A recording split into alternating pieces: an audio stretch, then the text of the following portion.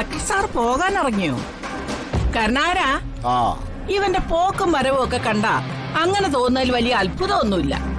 എങ്ങോട്ടാ രാവിലെ? ഒരു ഇന്റർവ്യൂവിന് പോകാൻ ഇറങ്ങിയതാ. എവിടെയെങ്കിലും ഒരു ജോലി സംഘടിപ്പിച്ചേ പറ്റൂ.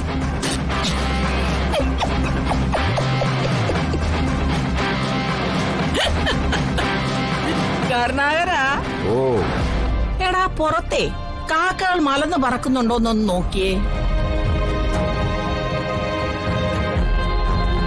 നിന്റെ മരുമോനെ ജോലിക്ക് പോകാൻ പോകുന്നെന്ന്.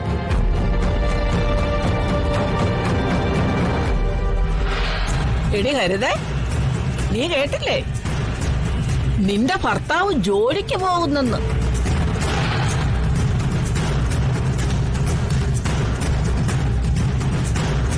അല്ല മനോജ്, നിന്റെ വിയർപ്പിന്റെ അസുഖമൊക്കെ മാറിയോ?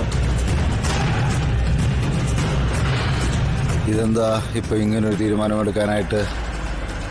മാനസാന്തരമായിരിക്കും. അല്ലെങ്കിൽ ഇന്നലെ രാത്രി ഉറങ്ങാൻ കിടന്നപ്പോ ഉണ്ടായ ബോധോദയോ? അല്ല, സാക്ഷാൽ ശ്രീബുദ്ധനും ഒരു രാത്രിയിലുണ്ടായ ബോധോദയത്തിലാണല്ലോ സത്യത്തിന്റെ പൊരുൾ തേടി ഇറങ്ങിയത്. ഇനി അതുപോലെങ്ങാനും ആണോ? എങ്കിൽ കുടുംബത്തിലൊരു ബുദ്ധനും കൂടി ആയേ.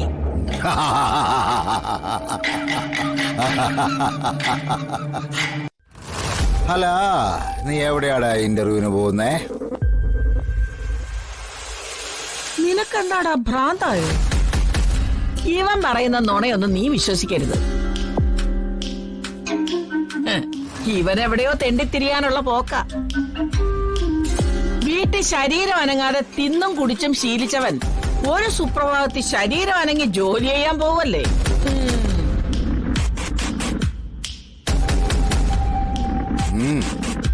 അല്ല, ഏത് കമ്പനിയിലാണ്, എന്ത് പോസ്റ്റിലാണ്? അത് ഇനി പോസ്റ്റും ശമ്പളവും ഒന്നും നോക്കുന്നില്ല. തൽക്കാലത്തേക്ക് ഏത് ജോലി കിട്ടിയാലും പോണം. ആ, ഇപ്പൊ എന്തായി? ഞാൻ പറഞ്ഞല്ലേ ശരി. നിന്റെ മരുമോന് അവൻ എവിടെയാ ഇന്റർവ്യൂവിന് പോകുന്നതെന്ന് പോലും അറിയില്ല. കരുണാകര, ഓ, ഇവൻ നേരാമണ്ണ ഒരു ജോലി തേടിയാണ് പോകുന്നതെങ്കിൽ നിന്നെ കൊണ്ട് അവിടെ വിളിച്ച് റെക്കമെൻഡ് ചെയ്യിപ്പിച്ചിട്ടല്ലേ പോകും. നാട്ടുകാര് റെക്കമെൻഡ് ചെയ്യിക്കാൻ നിന്നെ തേടി വരുന്നത് കണ്ടോണ്ടിരിക്കുന്ന ഇവന് ആ ബുദ്ധി തോന്നിയില്ലെന്ന് പറഞ്ഞ അത് വിശ്വസിക്കാനേ ഈ ആനന്ദവല്ലിക്ക് കുറച്ചു ബുദ്ധിമുട്ടാ.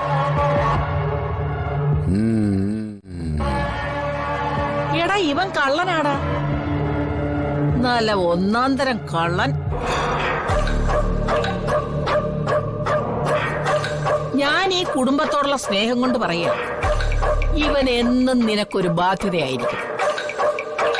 ഈ ബാധ്യതയെ തലയിൽ ചുമന്നുകൊണ്ട് നടക്കാതെ ഒഴിവാക്കി കളയാൻ നോക്കടാ. ഇപ്പോഴാണെങ്കിൽ വലിയ കേടുപാടുകളൊന്നും കൂടാതങ്ങ് നടക്കും.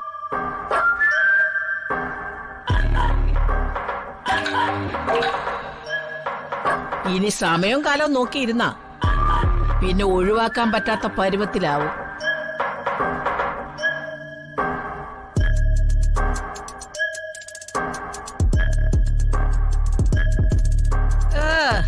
നിക്കുന്ന നിപ്പ് കണ്ടില്ലേ?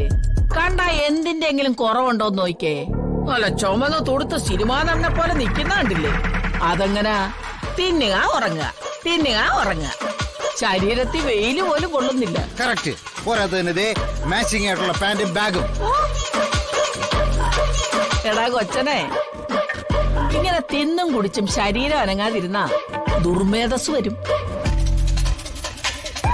എടാ മനോജേ, നീ ബിടെക് പാസ്സായി എന്ന് പറയുന്നത് എനിക്ക് അങ്ങോട്ട് വിശ്വസിക്കാമോ?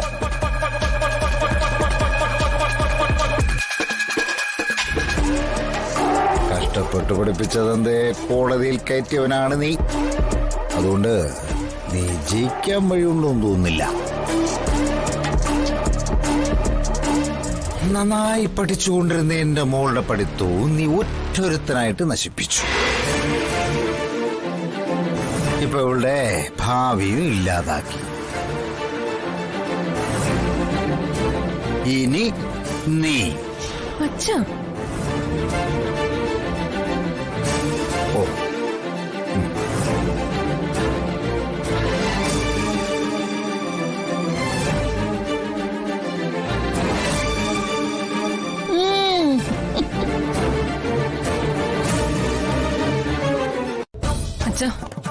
പോയതുവേ ഒരു മനുഷ്യജീവിയാ.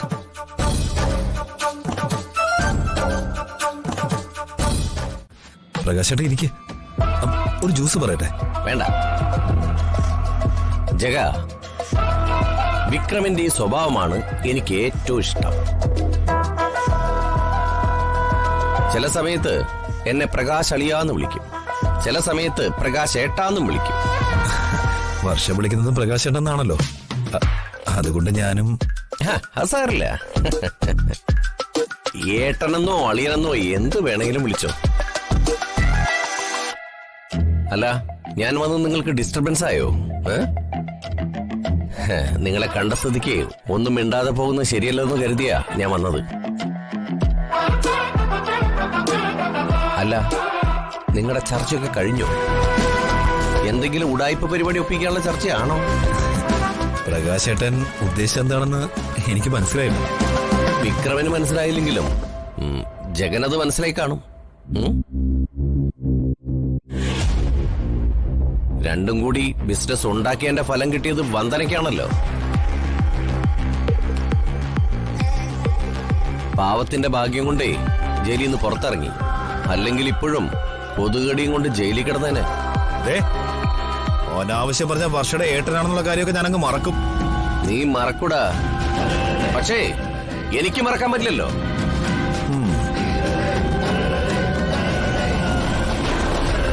വർഷ എന്റെ കൂടെ പറപ്പല്ലടാ.